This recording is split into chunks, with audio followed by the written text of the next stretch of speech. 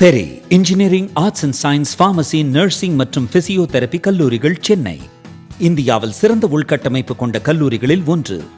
100% வேலை வாய்ப்பினை உறுதி செய்யும் சாதனை. ஆயிரக்கணக்கான பிற கல்லூரி மாணவர்களுக்கும் வேலை தந்த பெருமை. பெரி, எங்கள் கண்களில் உங்கள் கனவுகள்.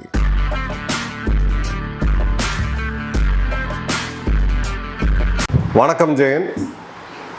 இன்றைக்கி நம்ம சேனலில் பார்க்கக்கூடிய ரொம்ப முக்கியமான ஸ்ட்ராட்டஜிக்கலி இம்பார்ட்டண்ட் அப்டேட் ஃபுல்லாக பாருங்கள். இது நம்மளுடைய மலாக்கா ஸ்ட்ரெயிட்ஸ் பற்றியது. மலாக்கா ஸ்ட்ரெயிட்ஸ் பற்றி நம்மளுடைய அன்பர்கள் எல்லாருக்கும் கண்டிப்பாக நாலேஜ் இருக்குது. நம்ம நிறைய அதை பற்றி பேசியிருக்கோம். ஸோ இப்போது ரியர் அட்மிரல் சுதிர் பிள்ளை அவர்கள் ஒரு ஓய்வு பெற்ற மூத்த கடற்படை அதிகாரி. அவர் நான் சீனியர் ஃபெலோ இருக்கக்கூடிய டிராஸ் அப்படின்ற ஒரு திங்க் டேங்கில் ஒரு கட்டுரை எழுதியிருக்காரு. அந்த கட்டுரையில் ரொம்ப அழகாக இந்தியா என்ன செய்யணும், எப்படி போயிட்டுருக்கு அப்படின்றத அவர் பார்வை கொடுத்துருக்காரு அப்படின்றத பார்க்குறோம். இப்போது அவருடைய ஃபஸ்ட்டு ஆர்கியூமெண்ட் என்ன அப்படின்னு பார்த்தீங்கன்னா, அமெரிக்கா ஆசியாவில் மிகப்பெரிய லெவலில் இப்போ இன்ட்ரெஸ்ட் காமிக்கலை. அவங்க டிஸ்என்கேஜ்மெண்ட் அப்படின்றது நடக்குது. அவங்கள கழட்டிக்கிறாங்க ஆசியாவிலேருந்து அப்படிங்கிறாங்க. டெட் பிவட் அப்படின்னு சொல்லி அவர் சொல்லியிருக்காரு. ஸோ இந்த யூஎஸ் பிவட், ஆசியாவில் அமெரிக்காவுடைய பிவட், இந்த பாலத்தை ஆரம்பித்து வச்சது ஒபாமா அவருடைய காலத்தில். Military, economy, diplomacy. So Obama வந்த பிறகு தான் எத்தனை தூரங்கள் அதிகரிச்சது. அமெரிக்காவுடைய ஆப்ரேஷன்ஸ் கவர்ட்டாக இருந்தாலும் சரி, அவர்ட்டாக இருந்தாலும் சரி, இங்கே அதிகமானதை நம்ம தெளிவாக பார்த்தோம். இப்போது இந்த பிவட் ஃபெயில் ஆகுது அப்படின்னு அவர் எப்படி சொல்கிறாருன்னா, இப்போது ஜாக் கூப்பர் அப்படின்ற ஒரு ஃபாரின் அஃபேர்ஸ் எக்ஸ்பர்ட், அவர் என்ன சொல்கிறாரு அப்படின்னு பார்த்தீங்கன்னா, 3 தூண்கள் இதுக்கு. ஒன்று செக்யூரிட்டி, ஒன்று ப்ராஸ்பிராரிட்டி, இன்னொன்று கவர்னன்ஸ். பாதுகாப்பு, மனித வளம், அதாவது ப்ராஸ்பிராரிட்டி, நாட்டோடைய அடுத்த கட்டத்தை நோக்கி போகக்கூடிய வளமை, அதன் பிறகு கவர்னன்ஸ். இந்த 3த்துலேயும் ஏன் ஃபெயில் ஆச்சு அப்படின்றதுக்கான காரணம் என்ன சொல்கிறாரு அப்படின்னு பார்த்தீங்கன்னா, செக்யூரிட்டியில் ஃப்ரண்ட் லைன் டிப்ளாய்மெண்ட்டுக்கு அமெரிக்கா எந்த அளவுக்கு வளைகுடா நாடுகளில் காசை குவிக்கிறாங்களோ அந்த அளவுக்கு இவங்க இங்கே பண்ணல அப்படின்றதும், ப்ராஸ்பிரிட்டி அப்படின்றது அவங்க கொடுத்துக்கிட்டு இருந்த அந்த நிதி உதவி ஆசிய நாடுகளுக்கு இப்போ பெரிய அளவுக்கு அவங்க பண்ணுறது கிடையாது, 16ஓட நின்றுடுச்சு. கவர்னன்ஸ் பில்டரில் அப்படின்னு பார்த்தீங்கன்னா, ட்ரம்ப்புக்கு இப்போ அதை பற்றிலாம் கவலையே கிடையாது. எவன் எப்படி வேணால் ஆளுங்க. இப்போ அசீம் முனீர் மாதிரியான ஒரு கொடூரமான பயங்கரவாதி, ஒரு ஜிகாதி இவருக்கு ஃபேவரேட் ஃபீல்ட் மார்ஷல் அப்படின்னா, எந்த நாடு எப்படி கவர்ன் ஆகுதா, அங்கே இராணுவ ஆட்சி இருக்கா இல்லை ஜனநாயகமாக இருக்கா அப்படின்றதெல்லாம் கவலை இல்லை. ஸோ இந்த 3 சேர்ந்து தான் இது ஒரு ஃபெயில் ஆகுது அப்படின்னு சொல்லி சொல்கிறாரு. இப்போ அடுத்தது எடுத்தீங்க அப்படின்னா, இப்போ நடந்த போரில் அமெரிக்கா சில முக்கியமான ரீடிப்ளாய்மெண்ட்டை பண்ணிடுறாங்க. எங்கே அப்படின்னு பார்த்தீங்கன்னா, தாட் and Patriot missile system south கொரியாவிலேருந்து நகர்த்தி வளைகுடா நாடுகளுக்கு கொண்டு வராங்க. இப்போ சவுத் கொரியாவிலேருந்து நகர்த்துறாங்க அப்படின்னா அந்த நாடு எவ்வளோ ஒரு பெரிய டேஞ்சரில் இருக்குது. ஒரு பக்கம் வடகொரியா, இன்னொரு பக்கம் சைனா. அதே மாதிரி பார்த்தீங்கன்னா, ஜப்பான்லேருந்து 5000 மெரீன்ஸை அமெரிக்காவுடைய கடற்படை வீரர்களை இவங்க ஷிஃப்ட் பண்ணுறாங்க அப்படின்றத பார்க்குறோம். தென்சீன கடல் பகுதிகளிலேருந்து USS Abraham Lincoln carrier strike group, மிகப்பெரிய ஒரு போர் படை இது, அதையும் இங்கே ஷிஃப்ட் பண்ணுறாங்க அப்படின்னு பார்க்கும்போது, அவங்களுக்கு ப்ரையாரிட்டி நம்பர் 1 வெஸ்டர்ன் ஹெமிஸ்பியர்னு சொல்லக்கூடிய மேற்குலகம், இண்டோ பசிபிக் அப்படின்றது செகண்ட் தான் அப்படின்றதான் இவங்க சொல்கிறாங்க. இப்போது ட்ரம்ப் வந்த இந்த 1 வருடத்துக்கு உள்ள ஐரோப்பாவை அமெரிக்காவுடைய முக்கிய அதிகாரிகள் 17 முறை விசிட் பண்ணியிருக்காங்க. ஆசியாவை 2 முறை தான் விசிட் பண்ணியிருக்கிறாங்க அப்படின்றது ரொம்ப ரொம்ப மிக முக்கியமானது. இப்போது ஒபாமாவோடைய இந்த பிவட் அப்படின்றது ஒரு ஸ்பெஷல் கண்டிஷன்ஸில் உருவாக்கப்பட்டுச்சு. ஐரோப்பா அமைதியாக இருக்கும், அமெரிக்கா, ஈராக் மற்றும் ஆப்கானிஸ்தான் வெளியில் போயிடுவாங்க, வளைகுடாவும் ஓரளவுக்கு அமைதியாக இருக்கும். ஸோ நாம் இப்போ முழுவதும் இண்டோ பசிபிக்னு சொல்லக்கூடிய இந்து மகா சமுத்திரத்தில் ஃபோக்கஸ் பண்ணுவோம் அப்படின்றதான். இப்போ ஐரோப்பா அமைதியாக இல்லை, வளைகுடாவும் அமைதியாக இல்லை. ஸோ இதனால தான் இந்த ப்ரையாரிட்டி மாறுது அப்படின்னு சொல்லி அட்மிரல் பிள்ளை அவர்கள் சொல்லியிருக்காரு. இப்போது இதோடைய கேட் கீப்பர்ஸ், இப்போ ஐஎஸ்சிஏஎஸ் அப்படின்னு சொல்லக்கூடிய ஒரு சர்வே 2026 எடுத்த சர்வே, சிங்கப்பூரில் இருக்கக்கூடிய யூசுப் இஷாக் இன்ஸ்டியூட்டோடைய ஒரு ரெப்யூட்டடான சர்வே இது. தென்கிழக்கு ஆசிய நாடுகள் மத்தியில் அவங்க எடுத்த சர்வேல என்ன சொல்கிறாங்க அப்படின்னு பார்த்தீங்கன்னா, ஆசியாவில் இருக்கக்கூடிய தொழிலதிபர்கள் இவங்க எல்லாமே 52% சைனாவை ஒரு பார்ட்னராக அங்கீகரிக்கிறாங்க, 48% அமெரிக்காவை அங்கீகரிக்கிறாங்க. இது முதல்ல பார்த்தீங்கன்னா அமெரிக்காவுடைய ஃபேவரபிள், அமெரிக்கா இவங்களுடைய ஃபேவரட் அதிகமாக இருந்துச்சு. அதே மாதிரி பார்த்தீங்க அப்படின்னா 52% இவங்களுடைய இதில் குளோபல் லீடர்ஷிப்ன்றது அமெரிக்காட்ட தான் இருக்கணும், சைனாட்ட இருக்கக்கூடாது அப்படின்னு சொல்லி ஒரு இதை கொடுத்துருக்காங்க. அதே மாதிரி இந்தோனேஷியா, மலேசியா, தாய்லாந்து, சிங்கப்பூர் இது எல்லாமே சைனா லீனிங்காக இருக்கிறாங்க. பிலிப்பைன்ஸ், வியட்நாம் போன்ற நாடுகள் அமெரிக்கா லீனிங்காக இருக்கிறாங்க. ஸோ இது எல்லாமே இந்த சர்வே வந்து ஜனவரி 5 to பிப்ரவரி 20 இந்த போர் ஆரம்பிக்கிறதுக்கு முன்னாடி பண்ணுது. இப்போ எப்படி இருக்கணும் அப்படின்றது பார்க்கணும். ஏன்னா சென்டிமெண்ட்ஸ் இன்னும் ஒஸ்ட்டாக இருக்குது. ஏன்னா அமெரிக்கா இந்த போரில் சரியாக பெர்ஃபார்ம் பண்ணலை, ஈரான் தான் இந்த போரில் வெற்றி பெற்றுட்டு இருக்கிறாங்க அப்படின்றது உலகம் முழுக்க இருக்கக்கூடிய ஒரு ஜென்ரல் பெர்ஸ்பெக்டிவ். இப்போது சவுத் ஈஸ்ட் ஏஷியா கிட்டத்தட்ட 90%க்கும் அதிகமாக அவங்களோட எனர்ஜி டிபெண்டன்சி இங்கே இருக்கிறாங்க. ஸோ எனர்ஜி சப்ளை டிஸ்டர்ப்ட் ஆகும்போது அமெரிக்கா தான் இந்த போரை ஆரம்பிச்சது, அமெரிக்காவால் தான் இதை பண்ணுறோம் அப்படின்னு சொல்லக்கூடிய அந்த கோபம் வந்து எல்லா இடத்துலையுமே இருக்குது. அதே மாதிரி தென்சீன கடல் பகுதிகளில் கோட் ஆஃப் கண்டக்ட், யார் எப்படி நடந்துக்கணுன்ற அந்த வரைமுறை, இதை பற்றி ஒரு பேச்சுவார்த்தை போயிட்டு இருந்துச்சு. அதுவும் கம்ப்ளீட்டாக ஸ்டாப் ஆயிருக்கு அப்படின்றத பார்க்குறோம். அதே மாதிரி இந்தோனேஷியா அப்படின்றது 1965 சுகார்னோ அவர்கள் இருந்த காலத்திலிருந்து முதல்ல இந்தோனேஷியா பார்த்தீங்கன்னா ப்ரோ பாகிஸ்தான், ப்ரோ சைனாவாக இருந்தாங்க. அதன் பிறகு அப்படியே அது ஷிஃப்ட் ஆகி 1998 இது அப்படியே கொஞ்சம் மாறி இப்போ இருக்கக்கூடிய பிரசிடென்ட் பிரபாவோ அவர்கள் வந்து இந்தியாவை ஒரு மிக முக்கியமான நட்பு நாடாக எடுத்துகிட்டு வந்து இப்போ அவங்க லுக்கீஸ் பாலிசியில் இதை உள்ளே கொண்டு வராங்க அப்படின்றத பார்க்குறோம், இந்தியாவோட லுக்கீஸ் பாலிசியில். ஸோ இதுக்கு வந்து ஒரு 60 வருட காலம் எடுத்ததை நம்ம கிளியர் கட்டாக பார்க்குறோம்.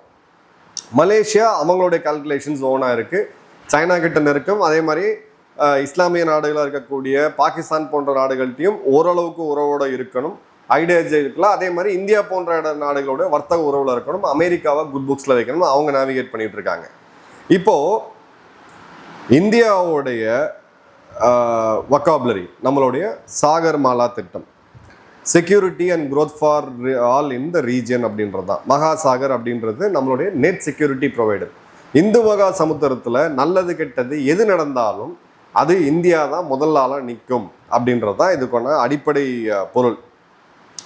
இது என்ன அப்படின்னு பார்த்தீங்கன்னா, இது வந்து ஒரு வொக்காபுலரியாக இருக்கலாம், ஆனால் இதுக்கு பின்னாடி ஸ்ட்ராட்டஜி இல்லை, இதுக்கு பின்னாடியான வரைமுறை இல்லை அப்படின்னா இது வெறும் வாய் வார்த்தையாக தான் போகும் அப்படின்னு சொல்லி அவர் கிரிட்டிசைஸ் பண்ணியிருக்காரு. இப்போது அந்தமான் அண்ட் நிக்கோபார், இப்போ பே ஆஃப் பெங்கால் எடுத்தீங்க அப்படின்னா வங்காள வரைகுடா ஒரு 22 லட்சம் ஸ்கொயர் கிலோமீட்டர் உள்ளது. அதே மாதிரி பார்த்தீங்க அப்படின்னா இந்த இடம் அப்படின்றது கடல் கொந்தளிப்பு மற்றும் பருவமழையில் நம்ம அடிக்கடி இங்கே புயல் உருவாகிறத பார்க்குறோம். ஒரு சேலஞ்சிங்கான ஒரு ஆப்ரேஷனல் ஏரியா. அதே மாதிரி பார்த்தீங்க அப்படின்னா 700 நாட்டிக்கல் மைல் தூரத்தில் இந்தியாவுடைய ஈஸ்ட் கோஸ்ட் அப்படின்றது இருக்குது, அந்தமான் கடல் பகுதியிலேருந்து 900 நாட்டிக்கல் மைல் தூரத்தில் மலாக்கா வந்து அப்ரோச் பண்ணது கிரேட்டர் நிக்கோபாரை.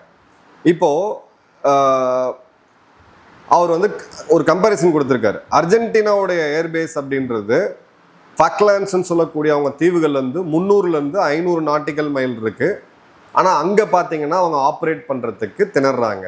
ஸோ சார் என்ன சொல்ல வர்றாருன்னா, அந்த மாதிரி நமக்கு ஒரு மிக முக்கியமான ஸ்ட்ராட்டஜிக் பேஸாக இருந்தாலும் இந்தியாவிலேருந்து 700 நாட்டிக்கல் மைல் தூரத்துலையும் மலாக்கா ஸ்ட்ரெயிட்லேருந்து 900 நாட்டிக்கல் மைல் தூரத்தில் இருக்கும்போது இங்கே ஆப்ரேஷன்ஸ் அப்படின்றது ஒரு டிஃபிகல்ட்டான இது அப்படின்ட்டு. பட் இது நம்ம பண்ணிட்டு தான் இருக்கோம், அதையும் மீறி நம்ம பண்ணிட்டு தான் இருக்கோம், அது வேற விஷயம் அது. அதே மாதிரி பார்த்தீங்க அப்படின்னா இந்த இடத்துல ஒரு லாஜிஸ்டிக்ஸ் சேலஞ்ச், இப்போ கிரேட்டர் ஐலாண்ட் அந்தமானில் ஒரு பெரிய ப்ராஜெக்ட் வந்து இவங்க கொண்டு போகிறாங்க. இதில் ஒரு மிகப்பெரிய ஒரு சேலஞ்சஸ்லாம் இருக்குது, இது எப்படி எக்ஸிக்யூட் பண்ண போகிறோம் அப்படின்னு சொல்லி அவர் வந்து ஒரு ஒரு எப்படி சொல்லி ஒரு கன்சர்ன் வந்து வச்சிருக்கிறாரு அப்படின்றத பார்க்குறோம். அதே மாதிரி சபாங் போர்ட்டில் ஒரு 85% கன்ஸ்ட்ரக்ஷன் காஸ்ட்டை இந்தியா தான் பண்ணியிருக்குது. ஆனால் அங்கே வந்து இன்னும் நமக்கு ஒரு சப்மரீன் பேஸ் கிடைக்கல அப்படின்றதையும் சொல்கிறாரு. அதன் பிறகு பார்த்தீங்கன்னா லீகல் மைன் ஃபீல்டு அப்படின்னு சொல்லுது, உன்கிளாஸ் மற்றும் அந்த நேவல் வார்ஃபேரோடைய அக்ரிமெண்ட். மலாக்கா வந்து ஆர்டிக்கல் 37 to 44 உன்கிளாஸோடைய அக்ரிமெண்ட்டில் இயங்கக்கூடியது, வரைமுறையில் சட்டத்தில் இயங்கக்கூடியது. இது வந்து ஒரு இன்டர்நேஷ்னல் வாட்டர்வே, சர்வதேச கடல் வழி அப்படின்னு சொல்ல முடியாது. ஏன்னா அங்கே இந்தோனேஷியாவுக்கும் மலேசியாவுக்கும் டெரிட்டோரியல் ஜூரிடிக்ஷன் அப்படின்றது இருக்குது இந்த ஸ்ட்ரெயிட்டுக்கு நடுவில் அப்படின்னு சொல்லிட்டு, அதே மாதிரி இந்த இடத்துல எந்த வழியாக அந்த சீ ரூட்டில் வரணும் போகணுன்றதை இந்த நாடுகள் பண்ணலாம் அப்படின்றதும் இருக்குது அப்படின்னு சொல்கிறாரு. அதே மாதிரி பார்த்தீங்க அப்படின்னா எந்த ஒரு நாடும் எக்ஸ்க்ளூசிவ் எக்கனாமிக் ஜோனுக்குள்ளேயே வந்து ஒரு ஆக்டிவிட்டீஸை பண்ணணும்னா அந்த நாட்டுடைய அனுமதி இருக்கணும் அப்படின்றதுல இந்தியா எப்பயுமே ஒரு உறுதியாக இந்த நிலைப்பாடில் இருக்கிறாங்க. அப்போது இப்போ மலாக்காவை அமெரிக்காவும் இந்தியாவும் சேர்ந்து கண்ட்ரோல் பண்ணுறாங்க. இதை பற்றி ஒரு வீடியோ போட்டிருந்தோம் அப்படின்னா, அப்போ நம்ம எப்படி மாறலாம் நம்ம வந்து இதில் கேள்வி கேட்க முடியும் அப்படின்ற கேள்வியும் அவர் கேட்டிருக்காரு. அதே மாதிரி பார்த்தீங்க அப்படின்னா எல்ஏசியும் மலாக்காவும் லிங்க் ஆயிருக்கு அப்படின்றாரு. மலாக்காவை இந்தியா சோக் பண்ணாங்க அப்படின்ற போது line of actual control India Tibet எல்லையில் சீனாக்கும் இந்தியாவுக்கும் உடனடியாக ஒரு போர் பதற்றம் நடக்கும். அப்போ இது ரெண்டுத்தையும் நம்ம சேர்த்து தான் பார்க்கணும் அப்படின்றது அவருடைய இது. அதே மாதிரி பார்த்தீங்க அப்படின்னா பிளானிங் கன்ஸ்டன்ட் அமெரிக்கா இல்லாத ஒரு உலகத்துக்கு நம்ம தயாராகணும் அப்படின்றது அவர் சொல்றாரு. ஸோ இப்போ இருக்கக்கூடிய அவருடைய மெயின் அட்வைஸ் என்ன அப்படின்னு பார்த்தீங்கன்னா 40% global trade by value, 60% by volume, 40% by value அப்படின்றது ஸ்ட்ரெயிட்டாக் மலாக்கா மூலிமா தான் போகுது. சைனாவுடைய 80% 85% ஆயில் இம்போர்ட் அப்படின்றது இது வழியாக தான் போயிட்டு இருக்கு. ஜப்பான், தென்கொரியா, தாய்வான் போன்ற பல முக்கியமான நாடுகளுடைய டிரான்சிட் ரூட்டாகவும் அதில் இருக்குது. இந்தியாவுடைய மேஜர் போர்ட் மட்டும் பார்த்தீங்கன்னா கிட்டத்தட்ட 855 மில்லியன் டன்ஸ், 855 லட்சம் டன் கார்கோவை இந்த இதில் ஹேண்டில் பண்ணியிருக்காங்க அப்படின்றத பார்க்குறோம்.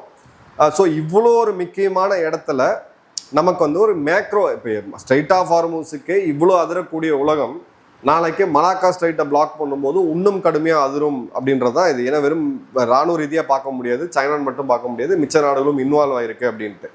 இப்போது இதில் ரொம்ப மிக முக்கியமானது என்ன அப்படின்னு பார்த்தீங்கன்னா இந்த இடத்துல நம்ம பார்க்க வேண்டியது எல்ஏசியும் மலாக்காவையும் ஒரே போர்டில், செஸ் போர்டில் தான் வச்சு பார்க்கணும் அப்படின்றது தான். அதே மாதிரி பார்த்தீங்க அப்படின்னா இப்போது ஒரு காலத்தில் ப்ரோ பாகிஸ்தான், ப்ரோ சோவியத்தாக இருந்த, அமெரிக்காவாக இருந்த இந்தோனேஷியா போன்ற நாடுகள் இன்னைக்கு இந்தியாவுடைய நட்பு நாடாக இருக்குது அப்படின்னா அவங்க அண்டை நாடாக இருக்கணுன்றது அவசியம் இல்லை, இங்கே டிப்ளமேசி இருக்கும் அப்படின்றதும். அதே மாதிரி இந்த இடத்துல முன்னெடுப்பை அமெரிக்காவுடைய பார்ட்னராக இந்தியா எடுக்கக்கூடாது, இந்தியாவே நேரடியாக இதில் லீட் எடுக்கணும் அப்படின்றதான் இந்த ஆய்வறிக்கையோடைய மிக முக்கியமான பாயிண்ட். இப்போது மலாக்கா ஸ்ட்ரெயிட்டை ஓப்பனாக வைக்கக்கூடிய அந்த உரிமையும் அந்த ரெஸ்பான்சிபிலிட்டியும் இந்தியா எடுக்கணும்.